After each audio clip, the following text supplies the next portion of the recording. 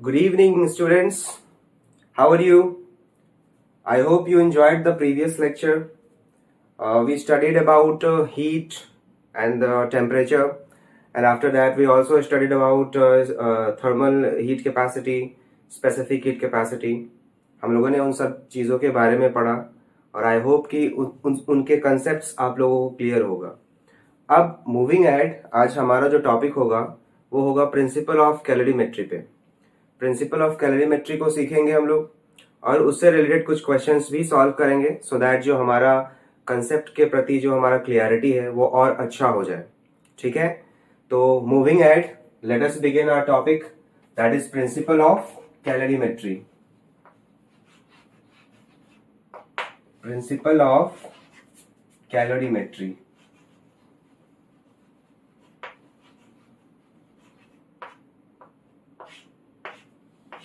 So today, moving ahead, we will start this new topic.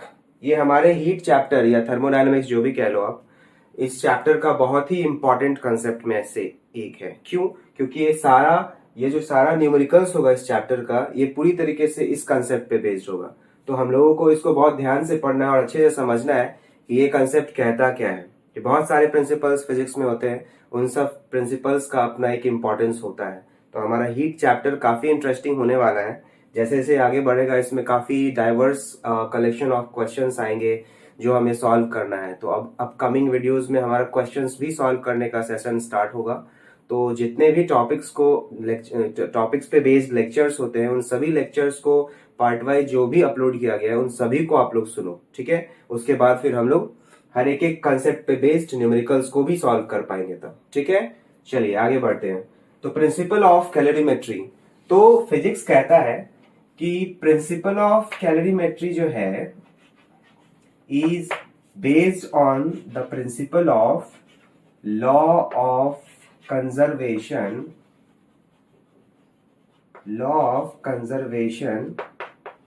Of energy.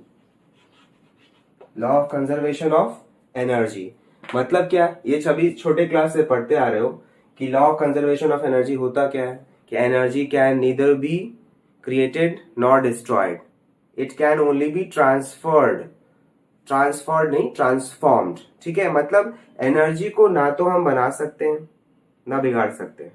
तो ये फिर होता क्या है? ये सिर्फ एक फॉर्म से दूसरे फॉर्म में ट्रांसफॉर्म हो जाता है। बात समझ में आ रहा है? तो इसी पे बेस्ड हमारे प्रिंसिपल ऑफ कैलोरीमेट्री होगा। जैसे कि हम लोगों ने छोटे क्लास में सीख रखा है कि जो law of conservation of energy होता है वो जनरली कहाँ कहाँ पे वैलिड हो सकता है। बहुत सारे ऐसे सिचुएशंस होते हैं। मोस्ट ऑफ द सिचुएशन अगर आइडल कंडीशंस को फॉलो करते हैं तो वहां पे law of conservation of energy को पूरी तरीके से फॉलो करता हुआ दिखाया जा सकता है। जैसे कि हम लोगों ने छोटे क्लास में पढ़ रखा है मैकेनिकल एनर्जी जो कि दो पार्ट में बटा होता है। एक हमारा होता है पोटेंशियल एनर्जी प्लस दूसरा काइनेटिक एनर्जी। ये दोनों मिलकर के ही ये मैकेनिकल एनर्जी को फॉर्म करता है। तो कह सकते हैं कि मैकेनिकल एनर्जी किसी भी सिस्टम का हमेशा कंजर्व्ड रहता है। ये कैसे कह सकते हो? मान लो कि इसका ये सवाल उठता है कि पोटेंशियल एनर्जी और काइनेटिक एनर्जी जो होगा वो क्या हमेशा दोनों एक जैसा होगा? तभी ना ये कंजर्व हो सकता है। नहीं, कंजर्वेशन का मतलब होता है एक दूसरे के जो भी इंक्रीमेंट या डिक्रीमेंट एक दूसरे के एनर्जी में होता है उसको कॉम्पनसेट करना। कहने का मतलब है कि लेट अस सपोज ये एक स्टोन है, इसको हमने ऊपर फेंका। तो जब इसे ऊपर फेंका तो ऊपर फेंकने से नीचे आने तक दो प्रोसेस इन्वॉल्व है। जब ये ऊपर गया तो मैक्सिमम हाइट पे जब ये पहुंचा तो इसका पोटेंशियल एनर्जी मैक्सिमम हो गया। ये हम लोग जानते हैं एमजीएच से। ठीक है, 9th क्लास में पढ़े होगे एमजीएच से। जब ये मैक्सिमम हाइट पे गया तो इसका पोटेंशियल एनर्जी मैक्सिमम। उसी तरीके से जब ये वापस अर्थ के ग्रेविटी की वजह से नीचे आएगा तो नीचे आने की वजह से हाइट डिक्रीज होगा और हाइट डिक्रीज होगा तो पोटेंशियल एनर्जी डिक्रीज करने लगेगा। और ये डिक्रीज होने के साथ साथ एक्सेलरेशन ड्यू टू ग्रेविटी काफी हेवी होता है फ्री फॉल के दौरान, तो उसमें काइनेटिक एनर्जी क्या हो जाएगा? इंक्रीज कर जाएगा। तो अल्टीमेटली क्या हो रहा है? जब पोटेंशियल एनर्जी मैक्सिमम था तो काइनेटिक एनर्जी मिनिमम था, और जब काइनेटिक एनर्जी मैक्सिमम हुआ तो पोटेंशियल एनर्जी क्या हो गया? मिनिमम हो गया। क्यों? क्योंकि ना हाइट जो है वो कम होने लगा।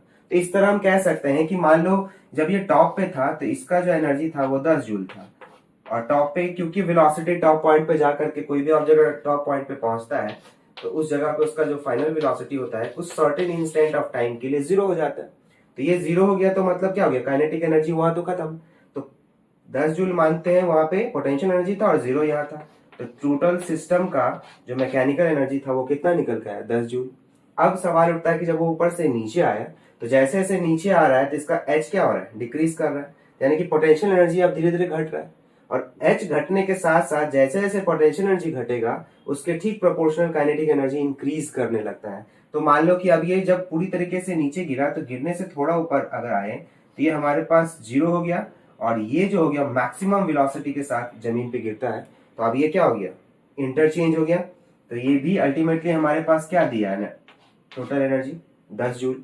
तो यहाँ पे कंजर्वेशन का मतलब यही होता है कि जो टोटल एनर्जी होता है पूरे सिस्टम का वो हमेशा कंजर्व्ड ही रहता है।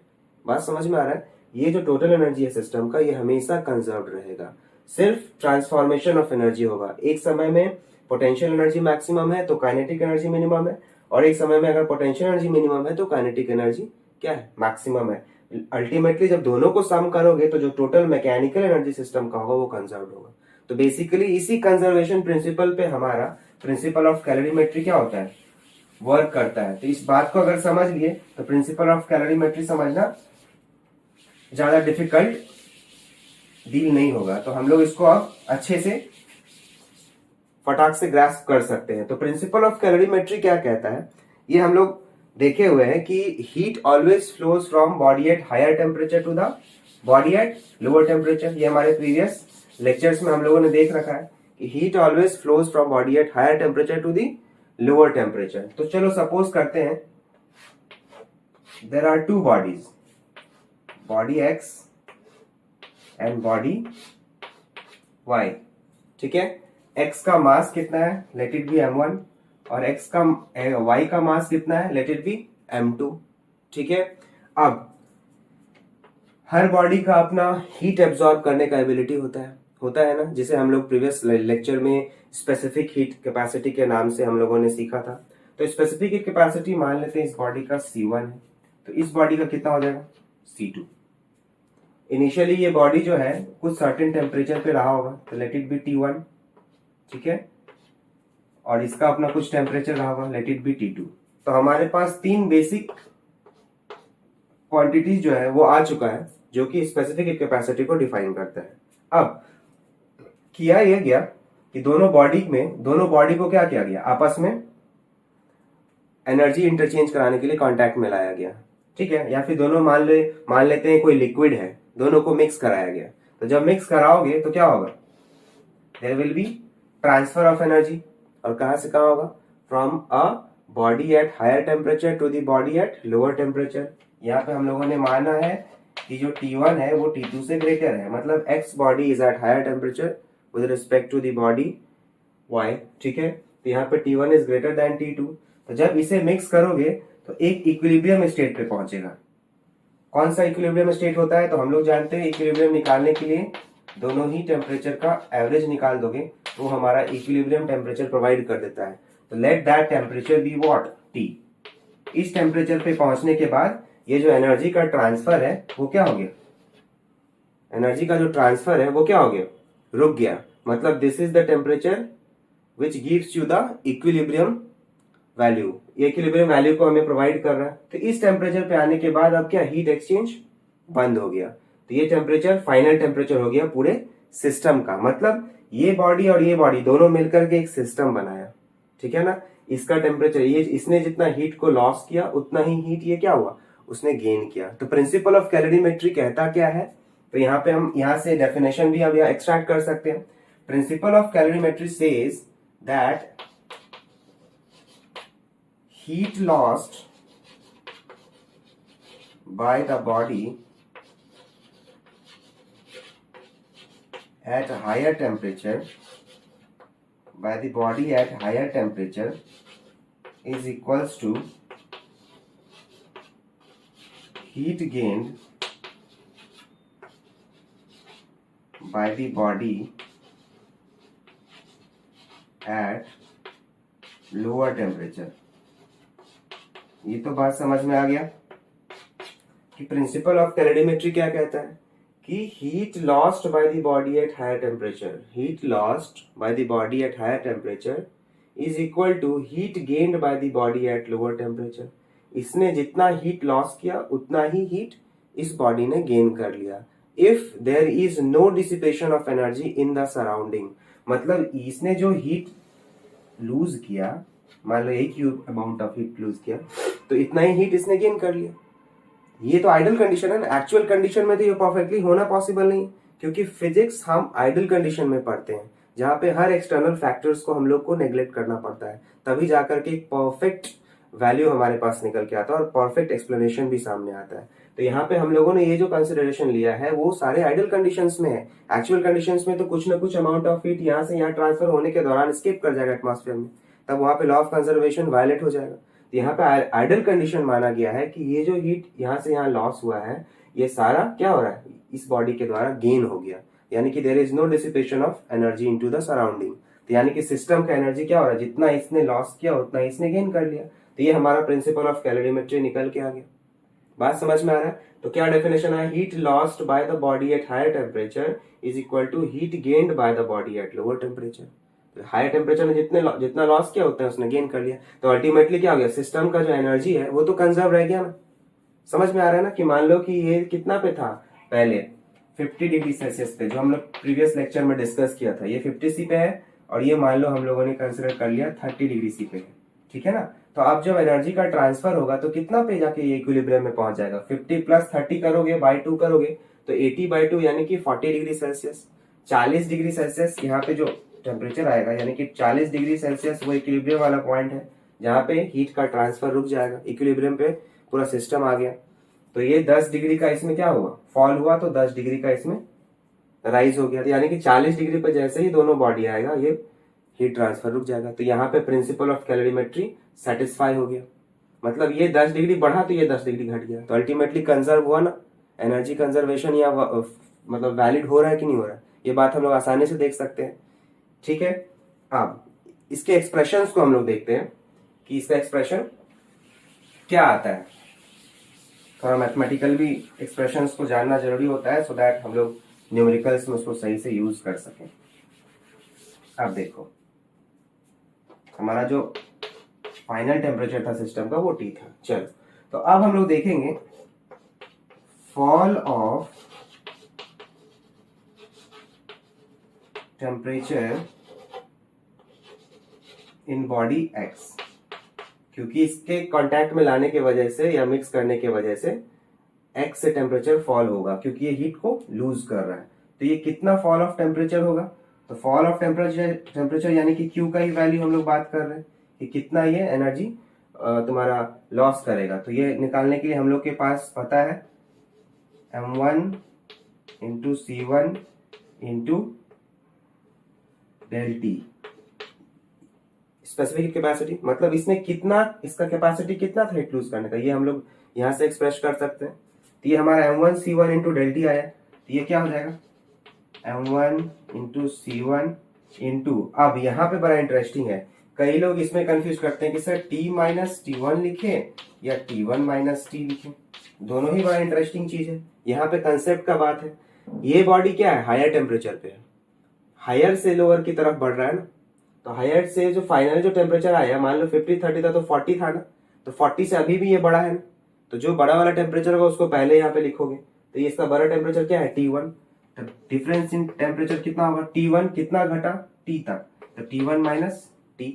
50 से ये कहां तक आया था, 40 तक आया था ना, तो अभी भी ये इससे बड़ा है, तो इसलिए T1 माइनस T, ठीक है। तो fall of temperature in body X, तो उसी तरीके से rise in temperature, rise in temperature in body Y, तो इसके पास भी हमारे पास एक्सप्रेशन है m2 into C2 into del T. अब यहाँ पे डेल टी का वैल्यू हम लोगों को क्या निकल के आएगा, ये देख लो। तो हमारे पास क्या आएगा m2 इंटू C2, और अब यहाँ पे क्या करना है, यहाँ पे देखो फाइनल टेम्परेचर कौन है 40 है, और यहाँ पे इनिशियल टेम्परेचर क्या है 30 है, तो यहाँ पे बड़ा कौन है 40 यानी कि T, तो T माइनस क्या करोगे T2 करोगे। आप टेम्परेचर का प्लॉटिंग समझ में आया होगा। ये डेल्टी का वैल्यू दोनों जगह अलग अलग क्यों, यहाँ पे T1 माइनस टी है और यहाँ पे T माइनस T2 है, क्योंकि फाइनल टेम्परेचर को इनिशियल टेम्परेचर से हमेशा कोरिलेट करके देखेंगे और सिंपली वहां पे रख देंगे। डिफरेंस ही तो निकालना है ना ultimately.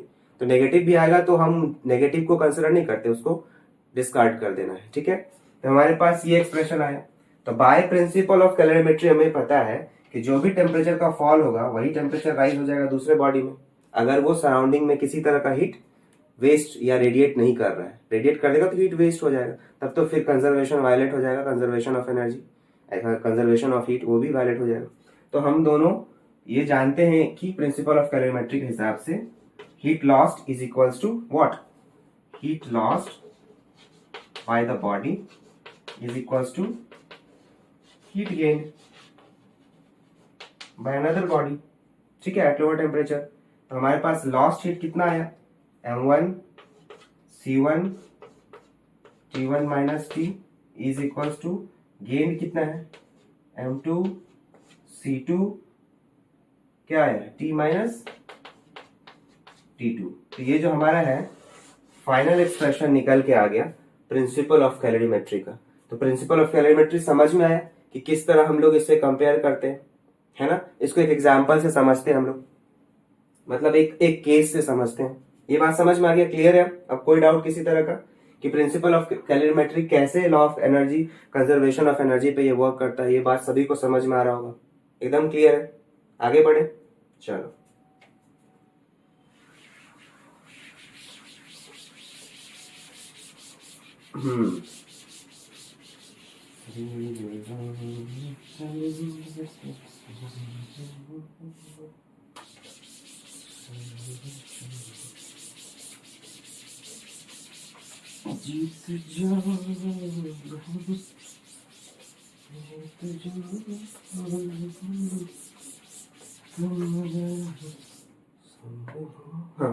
So here is the example. We have a question that a hot cube of iron of mass 200 gram is dropped into 600 gram of water at 20 degrees C. मतलब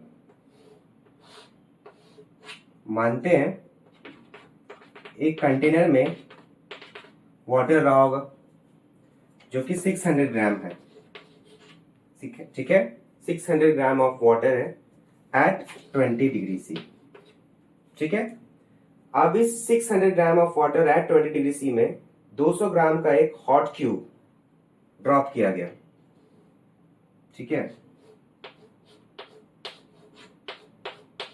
एक हॉट क्यूब को drop किया गया। अब इस hot cube का मास कितना है 200 ग्राम और इसका टेम्परेचर ये अननोन है, ये दिया नहीं है, ठीक है। A hot cube of iron of mass 200 gram is dropped into 600 gram of water at 20 degree C. The final temperature attained is 40 degree C. जब दोनों को मिक्स किया गया तो दोनों मिलकर के एक सिस्टम का फॉर्मेशन कर रहा है, दोनों मिलकर के। तो इस सिस्टम का टेम्परेचर कितना हो गया 40 डिग्री सी। तो पूछ रहा है calculate the temperature of the hot ball. अब ये जो अननोन टेम्परेचर इसको निकालना है। तो यहाँ पे हम लोग प्रिंसिपल ऑफ कैलोरीमेट्री यूज कर सकते हैं कि ये जो हॉट बॉल है ये ज्यादा गर्म है तो ये क्या करेगा हीट लूज करेगा और ये जितना हीट लूज करेगा उतना ही हीट वाटर गेन करेगा। तो हम लोग कैलकुलेट करते हैं कितना,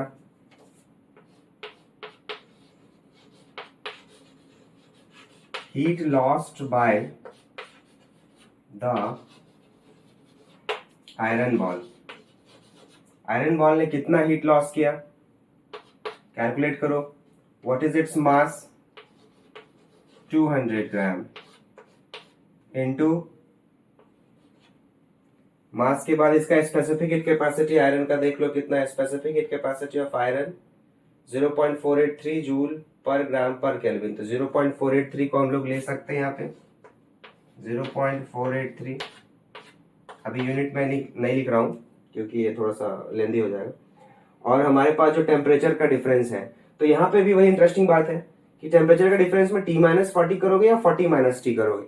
तो अल्टीमेटली हम लोग को देखना है कि फाइनल टेम्परेचर 40 है जिसमें ये जो वाटर था 20 पे था, मतलब यहाँ से ये इंक्रीज किया है तो इसके लिए तो हायर टेम्परेचर ये हो गया, लेकिन ये हायर टेम्परेचर पे था इसने लूज किया है तो लूज हो करके फाइनली यहाँ पे पहुंचा इक्विलिब्रियम पे, यानी कि पक्का ये टेम्परेचर ज्यादा रहा होगा। तो ये हायर टेम्परेचर है तो दिस माइनस दिस हो जाएगा, हमारे पास क्या हो जाएगा T माइनस 40 डिग्री सी, ये आ गया।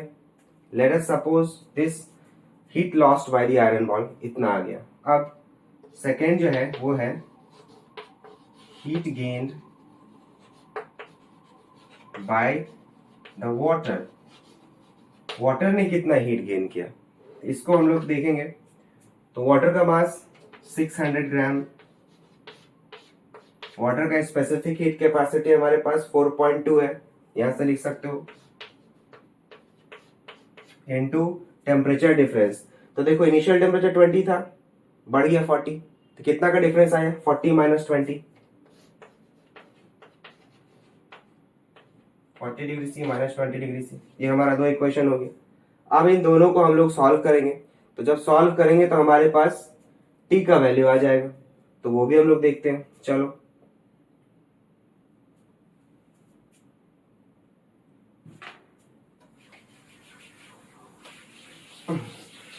इसे मिटा दिया जाए, थोड़ा स्पेस हो जाएगा,